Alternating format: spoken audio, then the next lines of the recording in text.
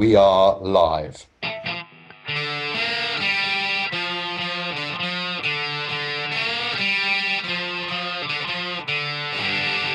Hello and welcome to another episode of the Atomics Founder Hacks podcast.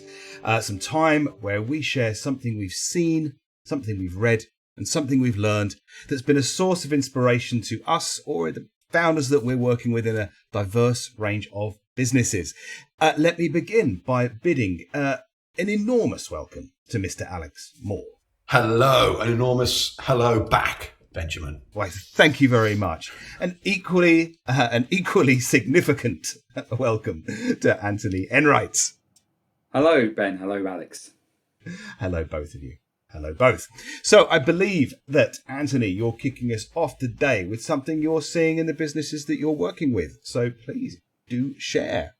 Thank you, Ben. It's been something that's been on the radar for the last few weeks. And because a lot of the work, when you go in as a consultant or an advisor or a coach or a facilitator into businesses, I think where you can end up immediately is looking at the sort of operational part of the business and looking at operational excellence. How do we improve this and how do we improve that? Because going in with one of those hats on, you're always looking to make an impact and make sure that people are getting a ROI, on your fee, and that you're having an impact and a positive impact as you work with these organizations. And I've had a bit of a penny drop moment, because I would always say that there are some foundational elements that you need as a business in order to grow and scale and be happy in what you do. And that being concentrating on things like your core purpose, your core values, and your line of sight. Where do you want to be? Something also known as the BHAG. But there's another element that's come up over the last few weeks, and I've seen how it's revolutionized the way in which businesses are working. And that's actually stop worrying so much about operational excellence and start looking at core customer. So actually, who is your core customer? Because quite often, I think what we do as founders is we start a business, we have such big dreams, such big hopes, and huge amount of ideas. And then we open the doors, and then all of a sudden, my experience certainly is you just end up saying, yes, yes, yes. Anybody says, can you do this? Can you do it for that rate? Can you do it? You just say yes to everybody. But there's a moment, isn't there, where you've got to decide to either continue doing that and continue with the problems that can cause, or where you've got to start to mature. And a lot of people mature around that operational excellence. But actually, if you start to put the customer at the epicenter, what I've actually seen over the last few weeks is what a huge, huge difference that can make to the people within your organization and your ability to actually grow and scale, because you're putting all of your emphasis on the key people that you want to do business with and understanding exactly what their needs are. And you are driving then everything operationally as an organization to meet that need. And there's a lot more to it than that as you go through the theoretical workshops, if you like. But at the essence, it's who's your core customer, understand who they are, understand what their needs are, understand how you can beat the competition at providing those needs, and start saying no to everybody else. And I've seen what a huge impact and growth organizations can have whilst doing that. So that's my scene. Alex, what are your experiences or thoughts on that? Yeah, I really like that. When we do our little editorial and we all chuck something on the hat for our scene this week, this one jumped out at me. I like it. It makes a lot of sense. It's beautifully simple, and it makes a lot of sense. And it reminds me of a conversation once I had years and years ago when I was living in Hong Kong. I had a restaurant with my wife, Sai Pin, called Tuk Tuk Thai. And we were just trying to get it right. And I was, oh my God, I've never done this before. And I was trying to think of all the accounts and everything. And a mutual friend of ours just said to me, do you know, all you have to do is focus on the food and everything else will get right, come right. And when you said this, I was like, yeah, that's the core product or the customer. Yeah, it's true. Everything else flows from that. And it is the hardest thing to get right in the restaurant business, the food. And a lot of people will, if you've got crap service, people will get angry about that too. But ultimately, if the food's right, people will forgive you for the other things you don't get right. So I love this. It made a lot of sense to me. And for me, it wasn't the core needs of the customer for my restaurant businesses. I've always focused on making sure the right people are in place to get the food right, because everything else goes from there. Ben, any thoughts on this, sir? I'm reminded of a story as well. Once I was in Borough Market, and there was a very beautiful French delicatessen, and I'm a big fan of French food, as I think you guys know. While Tara and we were in there, and we were looking at, I don't know, duck confit or some beautiful cheese or something like this, and this young lad came in, rather sort of slim looking guy, very fit. He came in, he said, have you got anything that's vegan and preferably low in fat? And this very glamorous French lady behind the counter sort of looked at him for a minute, and she said, well, we have some beans. And he said, oh, and how are the beans cooked? She said, well, they are sautéed in goose fat. And for me, it was just, you have to know who it is you're serving. And actually, when you have those people who rock up, this was not a shop for this vegan person. It was not a shop for him at all. And I think at some level, watching her sort of just acknowledge, this isn't for you, I'm really sorry, but there was something that I took from it, which is that pride in knowing who you are as a business, knowing what you're for, knowing what your purpose is. And actually, sometimes you are going to meet people that challenge that, but that doesn't necessarily mean you then need to accommodate them too, because that's not who you're there to serve. And I think the more clear a business can be about that, the better they can be at meeting the needs for that customer, for those customers, So I think it makes a huge amount of sense. And I think, that process of maturing for any business often is, you're getting narrower in your focus. So you are, you're profoundly meeting the needs for your customer segment. I remember seeing once, and I'll share one more little tiny story. One of the senior guys who was involved in founding Red Bull. And I'm going to paraphrase here, but he said the thing that they loved about Red Bull is every time he met anyone, he said, do you like Red Bull? 3/4 of the time, people said, no, I think it's absolutely disgusting. But 25% of people would drink 5 cans a week. And that's all they needed. And they were absolutely fine with it. Because they knew they weren't there for the 75% of people who cannot stand Red Bull. They were there for the 25% of people who absolutely love it. And out of that came an incredibly profitable and successful business. Yeah, and I love that story, Ben, because there's again, going back to the theoretical world, in the books that you read and a lot of the content that's coming out at the moment, they talk about the 770 rule. What's the 7% of your market, of your sector that you can own? And then go and own 70% of it. And when you hear some Americans talk about this, they talk about it, instead of it being a niche, they call it a niche. Because they like to say there's riches in niches, right? And that's exactly what Red Bull did, right? Is don't worry about the 75% that don't. Concentrate on the 25% and own all 25% of them. Because that's where you're going to achieve your goals. And if you look at, there's so many examples, but you look, IKEA is a great example because it's so well known. What do? Well, they provide relatively good looking furniture at a cheap price, right? And that's it. So they've gone after the flat pack market, and they've gone so the 7% flat pack market, and they are nailing well over 70% of that marketplace. And look at their reports. Look at how well they're doing.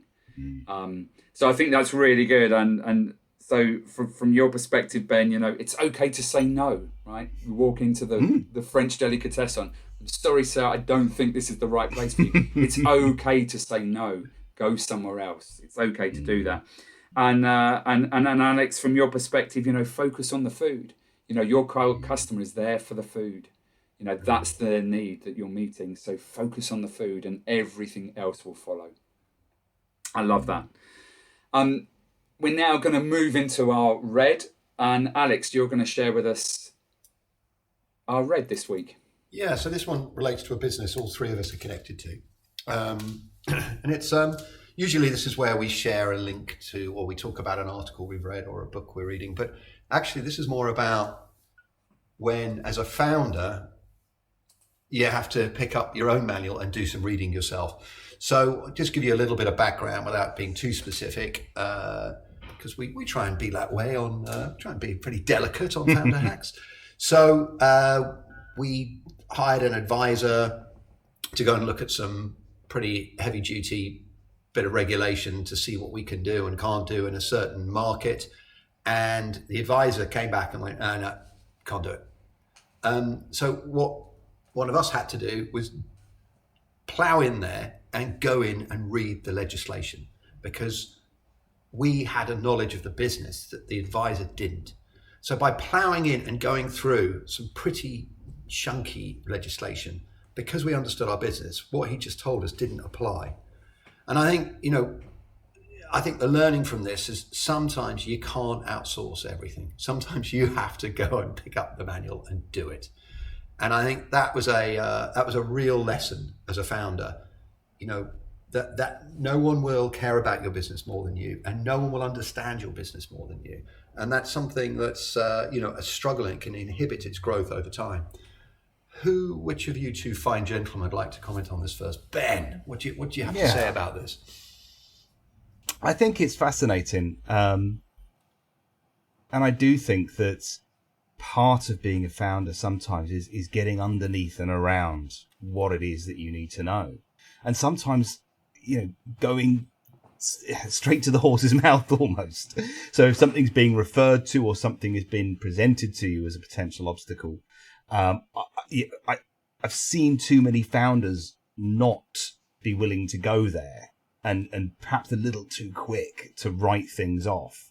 Whereas, I like to think one of the things I would tend to try and do is I always want to go to the actual source. So if it is a piece of regulation, as in this example, go and read it. Most of this stuff is publicly available. If it is a particular piece of documentation for something, you'll go and look at it yourself. Sometimes it is unavoidable. And actually, without doing that, you can really miss things. And I think it's sort of screwing your courage to the sticking place to going, look, you may not be a lawyer, you may not be a technician, but actually sometimes you may still spot something, because certainly while a business is still at the stage where you are the one who knows it best, or that small group of people perhaps who are in the core of it, who know it best, I don't think you can't outsource everything, you can't. Anthony, what do you reckon? Well, you stole my line there, because I'd written down here as you were talking, Ben, no one knows your business as well as you do.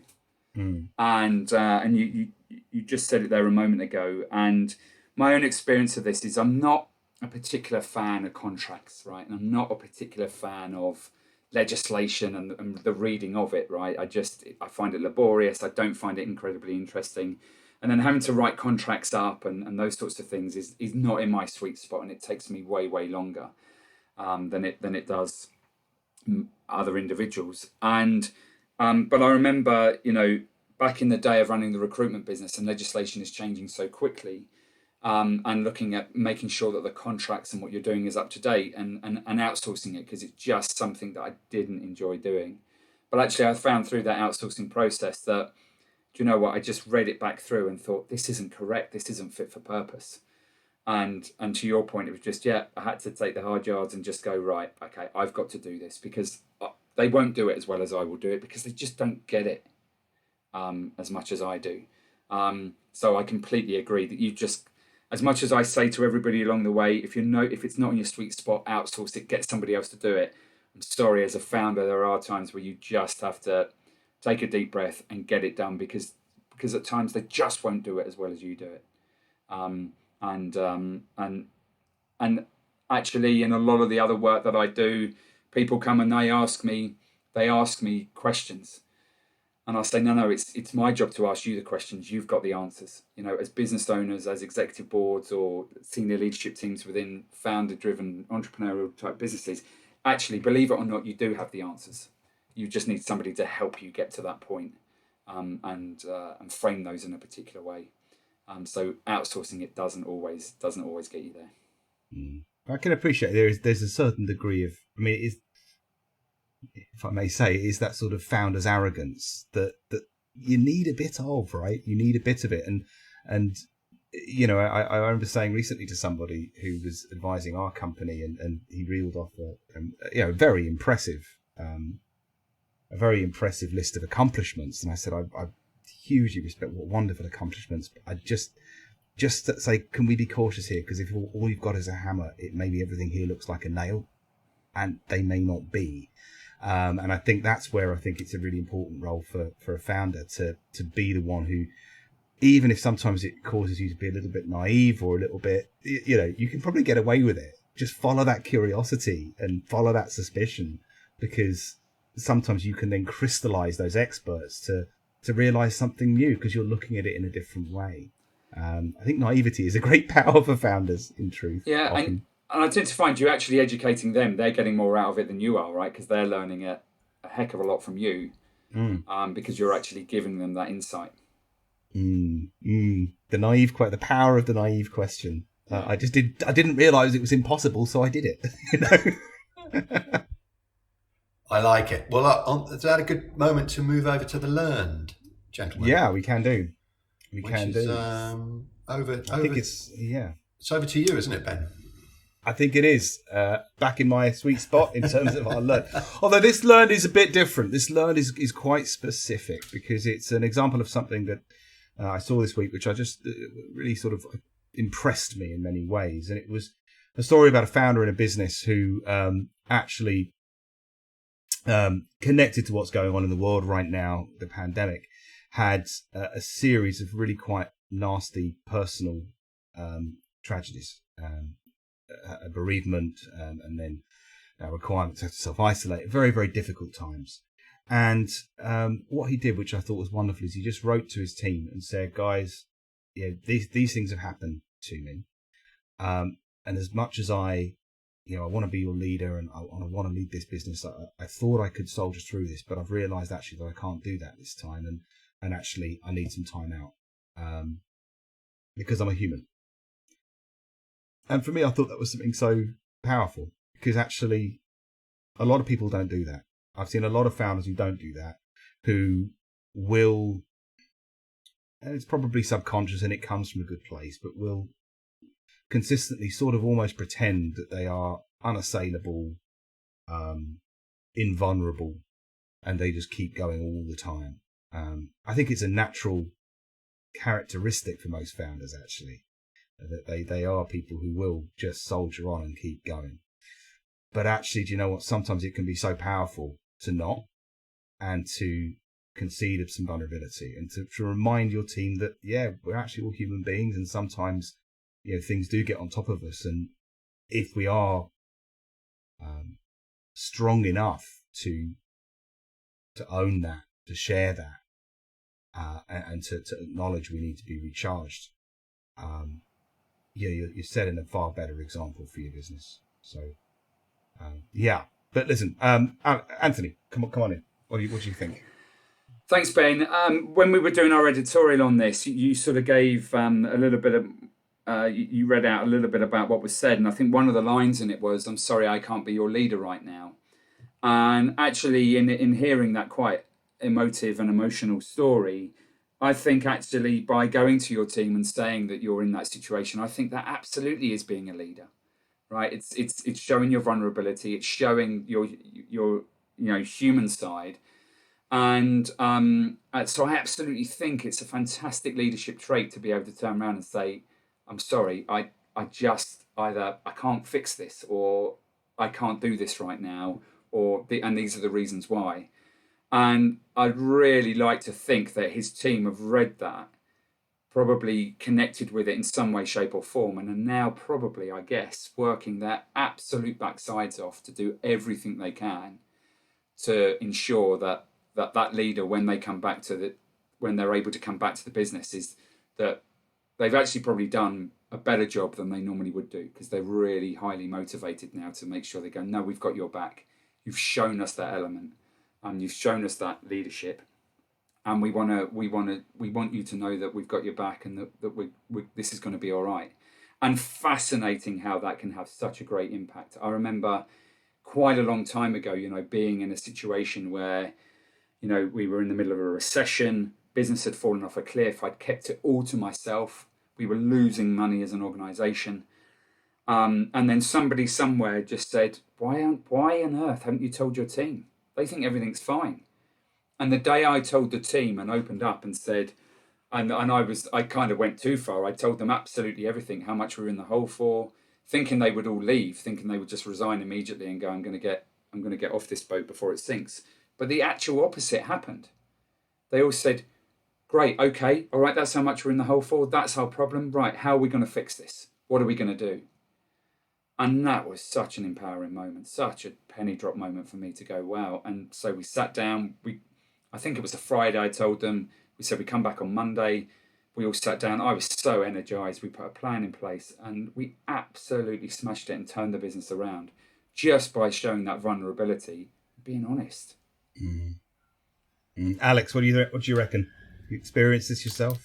Yeah, to me, it's a smash glass in emergency only. I think if you were the founder of a business, and every week, I've worked with quite a few drama queens, and oh my God, isn't it awful? I'm the founder, and oh my God, isn't it? It's all on me. And I think you would lose respect if you did it too much, And I'm, as you two both know, in my early 20s, I spent 2 years living in Japan. And that deeply influenced me. The Japanese have a lot of respect for Japanese culture, and